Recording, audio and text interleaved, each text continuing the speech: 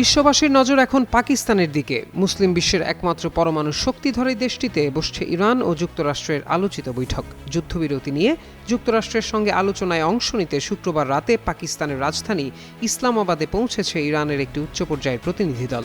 পাকিস্তানের পররাষ্ট্র দপ্তরের বরাতে দেশটির সংবাদ মাধ্যম দ্য ডন জানিয়েছে, ইরানের পার্লামেন্ট স্পিকার মোহাম্মদ বাঘের গালিবাফের নেতৃত্বে প্রতিনিধি দল শুক্রবার দিবাগত রাতে পাকিস্তানে এসে পৌঁছায়। ইরানের প্রতিনিধি দলে রয়েছেন পররাষ্ট্রমন্ত্রী আব্বাস আরাকচি, প্রতিরক্ষা কাউন্সিলের সচিব, কেন্দ্রীয় ব্যাংকের গভর্নর সহ কয়েকজন আইন প্রণেতা। নন ইনভার্টার এসির দামে ঘরে আনুন বিদ্যুৎ সাশ্রয়ী ইনভার্টার এসি। এখন 1.5 ton my one inverter AC মাত্র 48,900 টাকা পাওয়া যাচ্ছে মিনিস্টার শোরুমে।